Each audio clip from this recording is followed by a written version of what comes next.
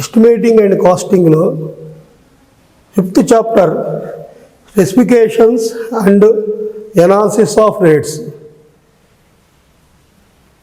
ఈ చాప్టర్ మీద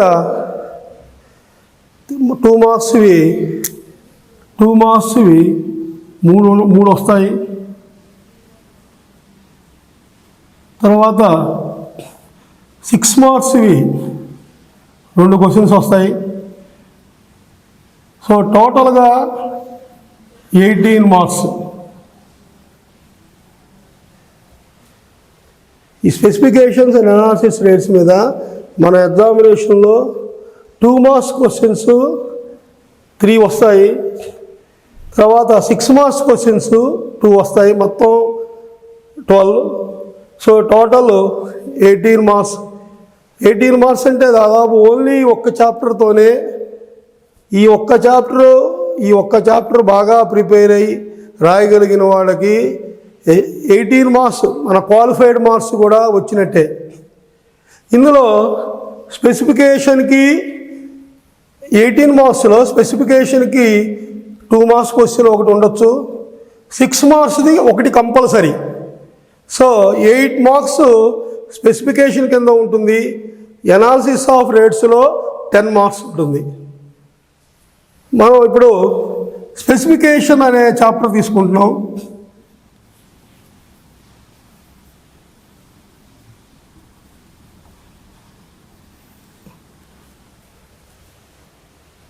Specification. What is specification? Specification means or specification specifies or describes the nature of work, the materials used and workmanship.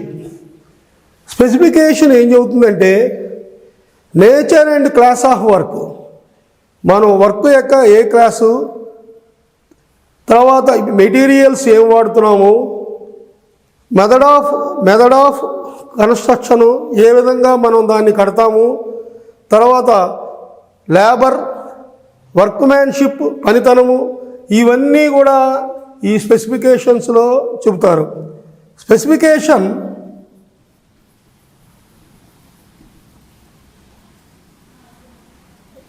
describes or specifies the nature and class of work, materials used in the work,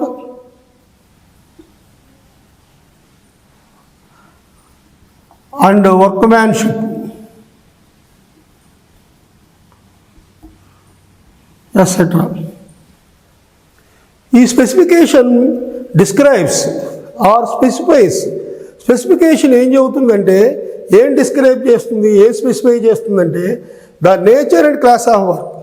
ఆ work ఏమిటి, first మనం ఏ work చేస్తున్నాము, materials used in the work, materials ఏం వాడుతున్నాము, ఆ వర్క్లో ఏ materials వాడుతున్నాము, మరియు వర్క్మ్యాన్షిప్ అంటే ఏంటి, ఆ వర్క్ ఏ పనితనం అంటే ఎవరు దాన్ని, లేబర్ ఏంటి, ఎవరు టెక్నికల్ పర్సను, ఇవన్నీ వస్తాయి. వర్క్మ్యాన్షిప్ అంటే పనితనము, ఇంకా మొదలగునవి అన్నీ స్పెసిఫికేషన్స్లో చెబుతారు.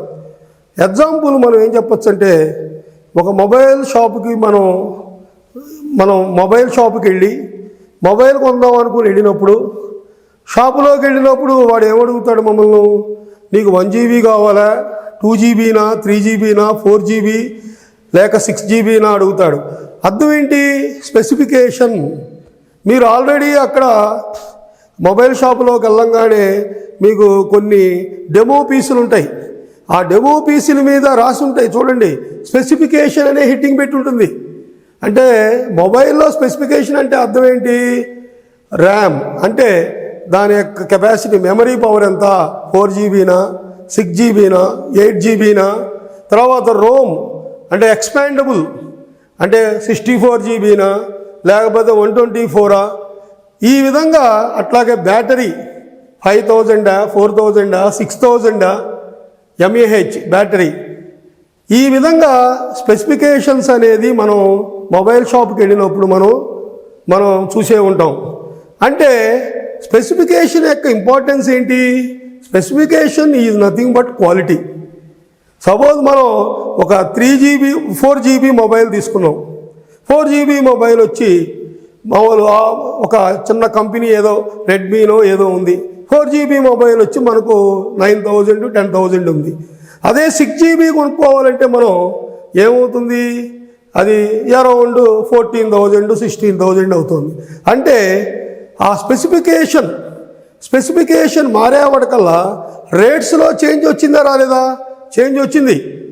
ఎందుకంటే 1GB తీసుకున్నాను అనుకో, ఇవాళ 3,000 4,000 మనకు అడ్వర్టైజ్మెంట్ ఇస్తుంటారు. స్మార్ట్ ఫోన్ 3,000కే 4,000కే అని. మనం అక్కడికి వెళ్తే తెలుస్తుంది దాని యొక్క స్పెసిఫికేషన్స్ ఏంటి అని మనం చూస్తాం. చూడంగానే అది 1GB అయి ఉంటుంది. సో మనం 1GB అనగానే 4,000కి వస్తుంది. 2GB 3GB 4GB. సో ఈ విధంగా ఈ 6GB 8GB ఇవి పెరుగుతుంటే ర్యామ్ పెరుగుతున్న కొద్దీ ఏమవుతుంది? కాస్ట్ కూడా పెరుగుతోంది. అట్లాగే బ్యాటరీ కెపాసిటీ 3,000 4,000 5,000 6,000 అవి పెరుగుతున్న కొద్దీ మొబైల్ యొక్క రేటు మారుతోంది. అంటే మనకి ఇక్కడ మనకు కావాల్సింది ఏంటి? ఎగ్జాంపుల్లో స్పెసిఫికేషన్ అంటే ఏంటంటే క్వాలిటీ. మనం ఐటమ్ అక్కడ మనం తీసుకునే దాన్ని బట్టి ఏమవుతుంది? రేటు మారిపోతుంది. స్పెసిఫికేషన్ బట్టి రేటు మారిపోతుంది. మనకి ఏ విధంగా ఇక్కడ మన కన్స్ట్రక్షన్లో మనకి ఏంటి ఉపయోగం? ఇది మనం ఏం చేయాలి ఇక్కడ? స్పెసిఫికేషన్ అంటే మనం చెప్పాలి. ఆ వర్క్ ఏంటో చెప్పాలి, ఆ మెటీరియల్ చెప్పాలి, వర్క్ మ్యాన్షిప్ ఇవన్నీ మనం చెప్పాలి. సపోజ్ నేను ఫ్లోరింగ్ మామూలు సీసీ ఫ్లోరింగ్ వేద్దాం అనుకుంటున్నా. సీసీ ఫ్లోరింగ్ వేస్తే ఒక రేటు ఉంటుంది. అదే నేను గ్రానైట్ ఫ్లోరింగ్ కానీ టైల్స్ కానీ మార్బుల్ ఫ్లోరింగ్ వేస్తే వేరే రేటు ఉంటుంది. మరి స్పెసిఫికేషన్ చెప్పాలే వద్దా? మనం స్పెసిఫికేషన్ చెప్పాలి. స్పెసిఫికేషన్ చెబితేనే నీకేమవుతుంది? దేనికి చెప్పాలి? స్పెసిఫికేషన్ బట్టి రేటు ఉంటుంది. చాలా తేడా వస్తుంది రేటు. మనం ఒక రైస్ షాప్కి వెళ్ళాం. అక్కడ దాదాపు 10 రకాల మనం బియ్య బస్తాలు చూసుంటాం. 10 రకాల రైస్ ఐటమ్స్ ఉంటాయి. ఒకటి 40 45 50 60 ఈ విధంగా బ్యాగ్స్ ఉంటాయి. కేజీ వచ్చి 45 50 60. మనం ఏది తీసుకోవాలి? మరి మనం బ్యాగ్ తీసుకుంటున్నాం అంటే 60 రూపీస్ది ఒక రేట్ వస్తుంది, 40 రూపీస్కి ఒక రేట్ వస్తుంది, 50 రూపీస్కి ఒక రేట్ వస్తుంది. అంటే నువ్వు తీసుకోవాల్సిన క్వాలిటీ ఎందుకు చెప్పాలి అంటే నువ్వు తీసుకునేటప్పుడు ఏ క్వాలిటీ తీసుకుంటే రేట్ ఏమవుతుంది? మారిపోతుంది. సో మన కన్స్ట్రక్షన్లో కూడా మనం దేనికి చేయాలి? స్పెసిఫికేషను మనం కాస్టింగ్లో మనం ఎస్టిమేషన్ చేసేటప్పుడు మనం స్పెసిఫికేషన్ చెప్పాలి. అంటే ఏం చెప్పాలి? సపోజ్ గోడ కడుతున్నాను, ఫస్ట్ క్లాస్ బ్రిక్ వర్క్ అంటే ఫస్ట్ క్లాస్ అంటే ఏంటి? ఫస్ట్ క్లాస్ క్వాలిటీలో ఉన్న ఇటుక రాళ్ళతో first class brick work in superstructure with cement mortar 1:6. అంటే సిమెంట్ మోటార్ 1:6తో ఫస్ట్ క్లాస్ బ్రిక్స్తో గోడ కడుతున్నాను. దాని అర్థం అది మన ఎస్టిమేటింగ్లో రాసుకునేటప్పుడు సరిపోతుంది. అట్లా కాకుండా మనం డీటెయిల్డ్గా చెప్పుకోవాలంటే ఏం చేయాలి? స్పెసిఫికేషన్ అంటే మనం తీసుకునే ఫస్ట్ క్లాస్ బ్రిక్స్ అంటే ఇటుకరాయి ఎలాగుండాలి, దాని క్వాలిటీస్ ఏంటి, తర్వాత మనం మోటార్ వాడతాము. ఇటుకరాయి మన బ్రిక్ని జాయింట్ చేసేందుకు మోటార్ వాడతాము. ఆ మోటార్లో ఏముంటాయి? సిమెంట్ ఉంటుంది, శాండ్ ఉంటుంది. సిమెంట్ ఎటువంటి క్వాలిటీ, శాండ్ క్వాలిటీ ఏంటి, అట్లాగే మనం మోటార్ ఏ రేషియోలో వేయాలి, మళ్ళీ లేబర్ ఎవరు వాడాలి, ఎంతెంత లేబర్ వాడాలి, ఇవన్నీ చెప్పేది దేనిలోనంటే డీటెయిల్డ్ స్పెసిఫికేషన్లో మనం చెప్పుకుంటాం. అంటే ఎందుకు చెబుతున్నాం? స్పెసిఫికేషన్ మనకు ఎందుకు అవసరము? స్పెసిఫికేషన్ బట్టి రేటు ఉంటుంది. మనం ఎస్టిమేట్ తయారు చేసుకునేటప్పుడు మనం తర్వాత ఒక ఎస్టిమేషన్ తయారు చేసేటప్పుడు మనకు స్పెసిఫికేషన్స్ అనేది క్వాలిటీ కాబట్టి మనం మెన్షన్ చేసి తీరాలి. దానివల్ల కాస్ట్ ఆఫ్ ద ప్రాజెక్ట్ మనం ఏదైతే కడదాం అనుకుంటున్నామో దానిలో ఏమొస్తుంది? స్పెసిఫికేషన్ కనుక సరిగ్గా లేకపోతే మనం అనుకున్న రేటుకి తర్వాత బిల్డింగ్ మొత్తం కట్టేసిన తర్వాత వచ్చే రేటుకి తేడా వస్తుంది. సో స్పెసిఫికేషన్ మాత్రం మనం ఎస్టిమేషన్ చేసేటప్పుడే, తయారు చేసే ముందే మనం స్పెసిఫికేషన్స్ అనేది మనం రెడీ చేసుకోవాలి. Specifications means specification describes or specifies the nature and class of work, materials used in the work and workmanship etc. So specifications లో రెండు రకాలు ఉన్నాయి. What are the types of specification? 2 marks అడగచ్చు. There are 2 types. Specifications are 2 types.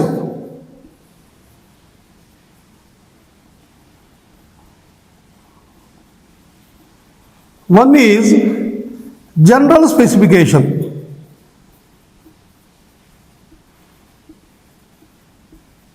Second one is detailed specification.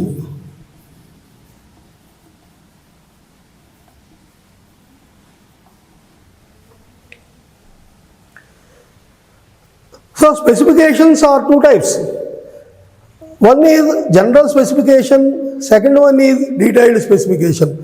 General స్పెసిఫికేషన్లో ఏం చెబుతారు? General స్పెసిఫికేషన్లో nature and class of work చెబుతారు. Nature and class of work,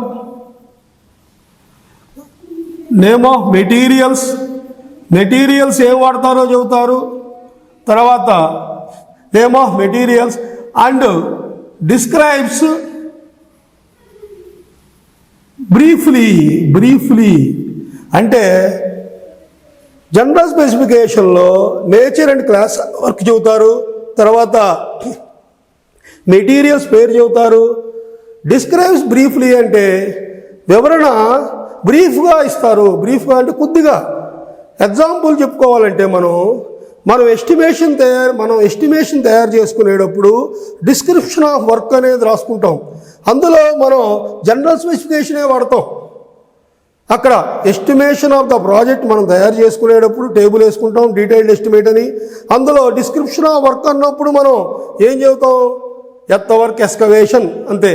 తర్వాత ఇందాక నేను చెప్పినట్టు brick masonry, first class brick masonry, press class brick masonry in superstructure with cement mortar 1:6. ఇవన్నీ ఏంటి? జనరల్ స్పెసిఫికేషనే.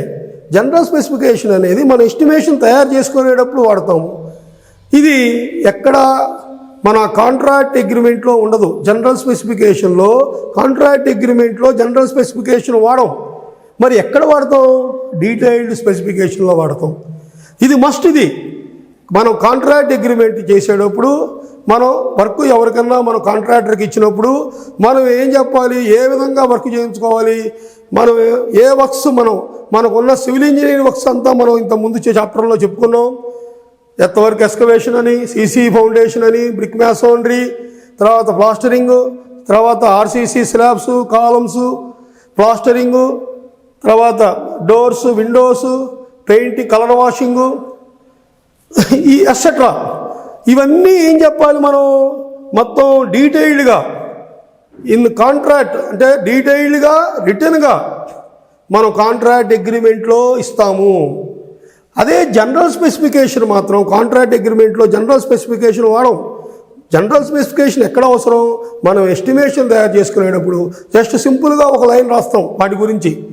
అదే మనం డీటెయిల్డ్ స్పెసిఫికేషన్ ఎక్కడ ఇవ్వాలంటే మన అగ్రిమెంట్లో, మన కాంట్రాక్టర్కి ఇచ్చేటప్పుడు మనం అగ్రిమెంట్లో మాత్రం ప్రతి ఐటెం గురించి డీటెయిల్డ్గా అది ఆ వర్క్ ఎలా చేస్తారు, మెథడ్ ఆఫ్ ఎగ్జిక్యూషన్ ఎలా ఏం చేస్తారు, నేచర్ అండ్ క్లాస్ ఆఫ్ వర్క్తో పాటు మెటీరియల్స్ ఏది వాడతావు, method of execution.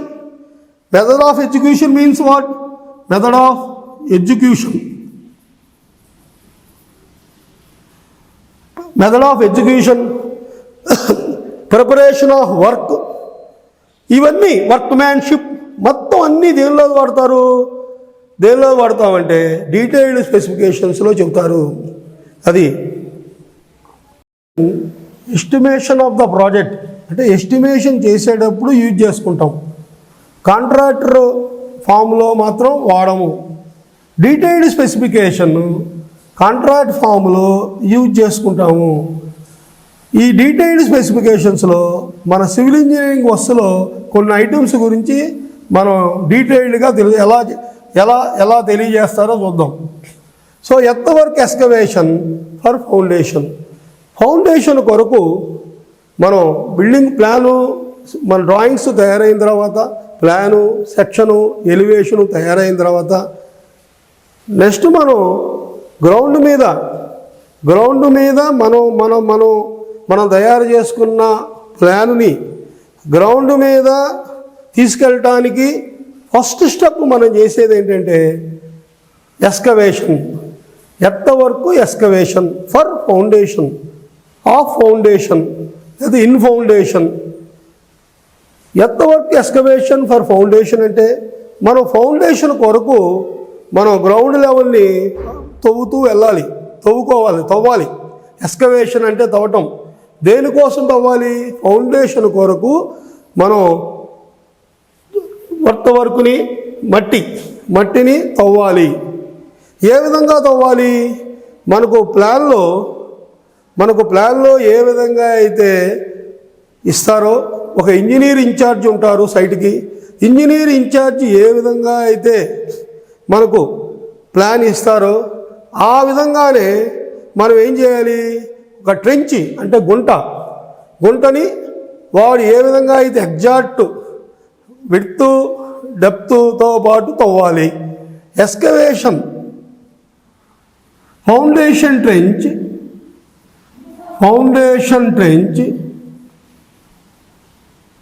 shall be dug exact width of concrete in foundation. First point, foundation shall be dug exact width of concrete in foundation. That means foundation ట్రెంచ్ని మనం ఎంత వెడల్పు తవ్వాలి అంటే మనం ఎంత విడ్త్ కాంక్రీట్లో ఫౌండేషన్లో concrete in foundation width of exact width of concrete in ఫౌండేషన్లో మనం కాంక్రీట్ వేసుకుంటాం. ఎంత విడ్త్ అయితే వేస్తున్నామో అంత విడ్త్ ఫౌండేషన్ ట్రెంచ్ని తవ్వాలి. Dug means the foundation shall be dug exact width of concrete in foundation. మనం ఫౌండేషన్ తవ్వేసిన తర్వాత అడుగున కాంక్రీట్ వేస్తాం, దాన్ని ఫౌండేషన్ కాంక్రీట్ అంటారు. ఫౌండేషన్ కాంక్రీట్ ఎంత వెడల్పు అయితే మనం వేసుకోవాలో అంత వెడల్పు తవ్వాలి దాన్ని. అదేవిధంగా వాడు మనకు ప్లాన్లో ఏం చూపిస్తారు? గ్రౌండ్ లెవెల్ నుంచి ఎంత డెప్త్ తవ్వాలో కూడా చూపిస్తారు. So foundation shall be dug exact width of concrete in foundation, exact depth according to the plan ప్రకారం మనకు ఫౌండేషన్ ట్రెంచ్ని ఎగ్జాక్ట్గా మనకి ఇచ్చిన దాని ప్రకారం తవ్వాలి. ఈ సెకండ్ పాయింట్ ఏంటంటే మనం ఇది తవ్వేసిన మట్టిని ఏం చేయాలి? 1 మీటర్ దూరం అవతల మన ట్రెంచ్ ఉంటుంది కదా గుంట, ఆ ట్రెంచ్కి తవ్వేసిన మట్టిని ఏం చేయాలి? ట్రెంచ్ యొక్క ఎడ్జ్ నుంచి 1 మీటర్ దూరం తర్వాత పోయాలి. అంటే 1 మీటర్లో పోయకూడదు, ఎందుకంటే మనం తీసిన మట్టి మళ్ళీ వచ్చి లోపలికి పడవచ్చు కదా. దానికోసం ఏం చేయాలి? మనం ఆ ట్రెంచ్ కన్నా ఎడ్జ్ కన్నా 1 మీటర్ తర్వాత దాన్ని ప్లేస్ చేయాలి. Excavated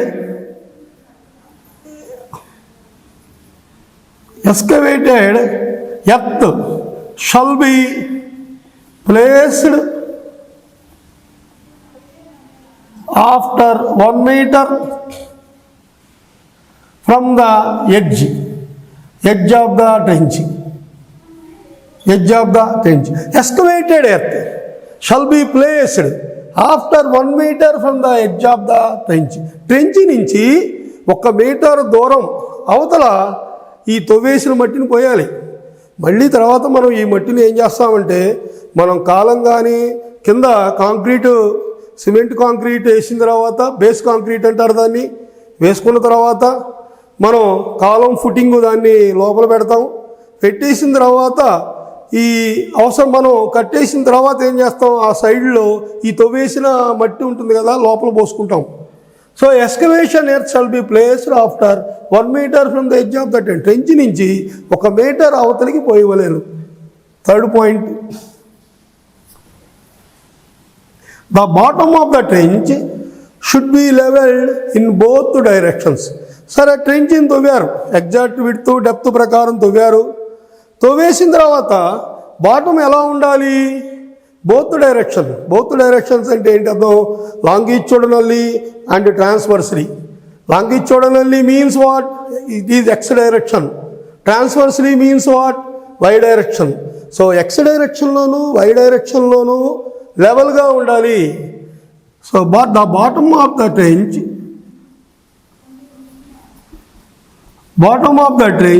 shall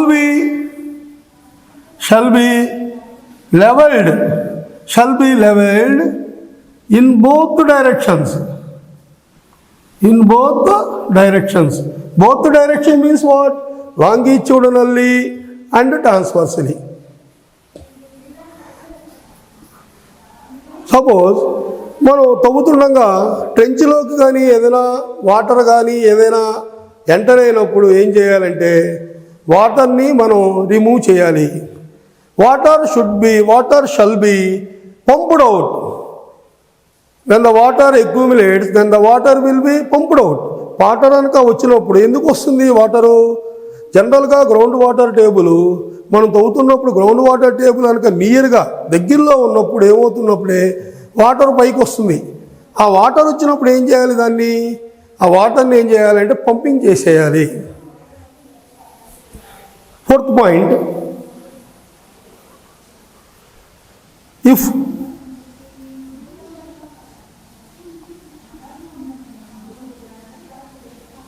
if water accumulates in the trench, it should be pumped out.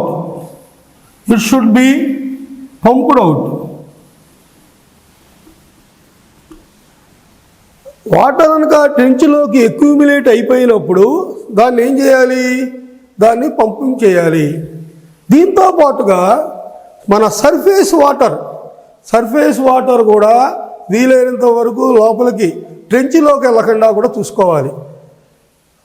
Water accumulates in the trench, it should be pumped out. ఎందుకు వస్తుంది వాటర్ అక్యూములేషన్ అంటే, తవ్వుతున్నప్పుడు గ్రౌండ్ వాటర్ టేబుల్ కింద ఉంటుంది కాబట్టి అప్పుడప్పుడు కొన్ని సందర్భాల్లో ground water emergency of ground water from the surface రావడానికి అవకాశం ఉంటుంది. అప్పుడు ఆ వాటర్ వచ్చినప్పుడు ఏం చేయాలి, దాన్ని పంప్ చేయాలి.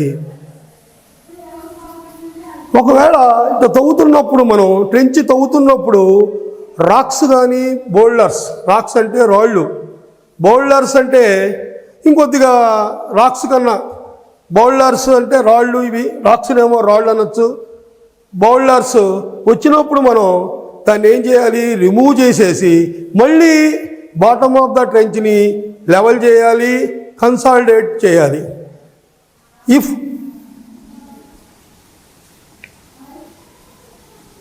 rocks are boulders, if rocks are boulders,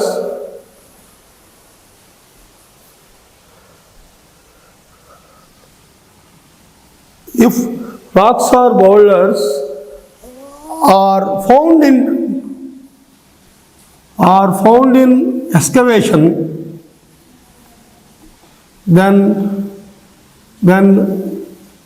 then it will be removed and bottom surface of the trench shall be leveled. If rocks or boulders are found in excavation, rocks గానీ boulders కానీ, బండరాయి racks అంటే రాళ్ళు అనుకోవచ్చు, boulders అంటే ఇంకొద్దిగా మన పెద్ద size, or found in excavation, తవ్వేటప్పుడు రావచ్చు మనకు. వస్తున్నప్పుడు ఏం చేయాలి, దాన్ని ఇట్ విల్ బి రిమూవ్డ్, దాన్ని తీసేయాలి. And bottom surface of the trench shall be levelled. ఇంతకుముందులాగానే shall be levelled in both directions అని చెప్పుకున్నాము. అదేవిధంగా levelled and consolidated. Consolidated means what? Consolidated means what? మనం దినుసు తీసుకొని ఏ విధంగా అయితే మా సాయిల్ని ప్రెస్ చేస్తామో దాన్ని ఏమంటారు? కన్సాలిడేటెడ్ అంటారు.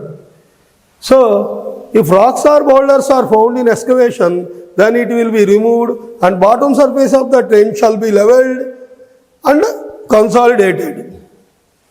And sixth question, మనం ఈ ఫౌండేషను దేనికోసం మనం ఎక్స్కవేషన్ చేస్తున్నాం?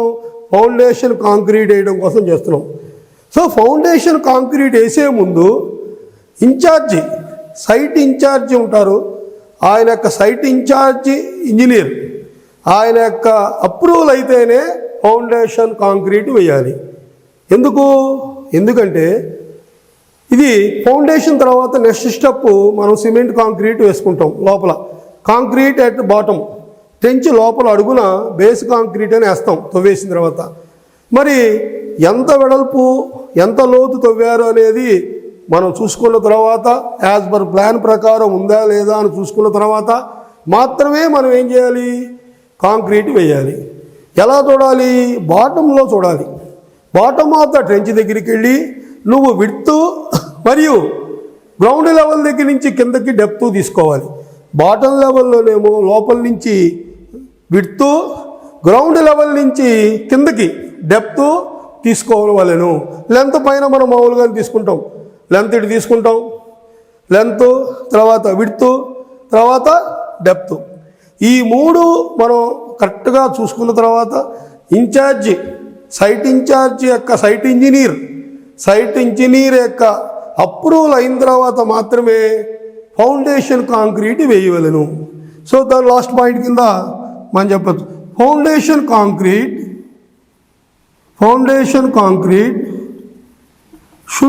shall be laid only after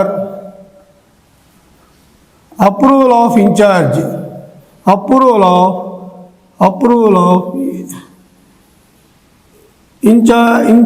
of site, approval of incharge. Foundation concrete ni shall be laid only after the approval of incharge of engineer, incharge of site ఎవరైనా, అప్పుడు మాత్రమే వేయవలను. So మనం ఈ ఎంతవరకు ఇది అంతా అదే మనం జనరల్ స్పెసిఫికేషన్లో చెప్పుకోవాలంటే ఏం చెప్పుకుంటాం? ఎంతవరకు ఎక్స్కవేషన్ ఇన్ ఫౌండేషన్ అని చెప్పుకుంటాం. అదే డీటెయిల్డ్ స్పెసిఫికేషన్స్కి వచ్చేవాడికల్లా ఇన్ని పాయింట్స్ మనం చెప్పుకోవాలి. ఇంకా చెప్పుకోవచ్చు వీటి గురించి, ఫౌండేషన్ ఎలా తవ్వుతారు అనే దాని మీద. ఇది సింపుల్గా ఈ 6 points. Foundation trench shall be dug exact width of concrete in foundation. Foundation first point ఏం చెబుతోంది? ఫౌండేషన్ ట్రక్ని ఎలా తవ్వాలంటే మనకు ఏ విధంగా అయితే మనకు ప్లాన్లో ఇచ్చారో అదే విధమైన విడ్త్ కానీ, అంటే ఫౌండేషన్ కాంక్రీట్ ఎంత విడ్త్ వేస్తున్నావో అంత, డెప్త్ ఎంత తీసుకోవాలి సెక్షన్లో కనబడుతుంది మనకు. గ్రౌండ్ లెవెల్ నుంచి ఎంత కిందకి వేయాలి అనేది సెక్షన్లో కనబడుతుంది మనకు. విడ్త్ కూడా సెక్షన్లో కనబడుతుంది. ఎంత విడ్త్ కాంక్రీట్ అయ్యాలో కూడా సెక్షన్లో కనబడుతుంది. ఎంత డెప్త్ అయ్యాలో కనబడుతుంది సెక్షన్లో. ప్లాన్లో మాత్రం లెంత్ కనబడుతుంది. సో ఆ విధంగా exact width has per drawings, మనకి ఇచ్చిన డ్రాయింగ్స్ ప్రకారం మనం ఏం చేయాలి? ఫౌండేషన్ ట్రెంచ్ని తవ్వాలి. Shall be dug exact width and depth of foundation. Excavation తవ్విన తర్వాత సెకండ్ పాయింట్, ఆ తవ్విన మట్టిని ఫౌండేషన్ ట్రెంచ్ యొక్క 1 మీటర్ డిస్టెన్స్ తర్వాత ప్లేస్ చేయాలి. So excavated earth shall be placed 1 metre after 1 metre from the edge of the trench. తర్వాత ఈ bottom తవ్విన తర్వాత థర్డ్ పాయింట్లో ఏం చదువుతున్నాం? బోత్ డైరెక్షన్స్లో బాటమ్ సర్ఫేస్ని లెవెల్ చేయమంటున్నాం. Both directions means longitudinally and transversely. Longitudinally means x direction, horizontal direction, x direction or horizontal direction. Transverse direction means vertical direction or y direction. So 2 డైరెక్షన్లోనూ ఇటు x direction ఇటు అనుకుంటే y direction ఇటు అవుతుంది. So 2 వైపులా లెవెల్గా ఉండాలి. Bottom of the trench 2 వైపులా లెవెల్గా ఉండాలి. ఇంకా సైడ్స్ కూడా వర్టికల్గా ఉండాలి తవ్వినప్పుడు. The sides of the walls of trench shall be vertical. ఇవన్నీ రాసుకోవచ్చు ఇక్కడ. 4th పాయింట్, వాటర్ కనుక అక్యూములేట్స్ అయినప్పుడు దాన్ని పంపుడు చేయమన్నారు. 5th point, racks or boulders, రాళ్ళు కానీ బండరాళ్ళు కానీ వచ్చినప్పుడు దాన్ని ఏం చేయాలి, దాన్ని తీసేసేసి మళ్ళీ సర్ఫేస్ని లెవెల్ చేసి కన్సాలిడేట్ చేయాలి. లెవెల్ చేయటం మళ్ళీ కన్సాలిడేట్ చేయటం అంటే ఏంటి అర్థం? తర్వాత దాన్ని మొత్తం ప్రెస్సింగ్ చేయటం. 6th point, foundation concrete shall be laid only after the approval of the incharge engineer.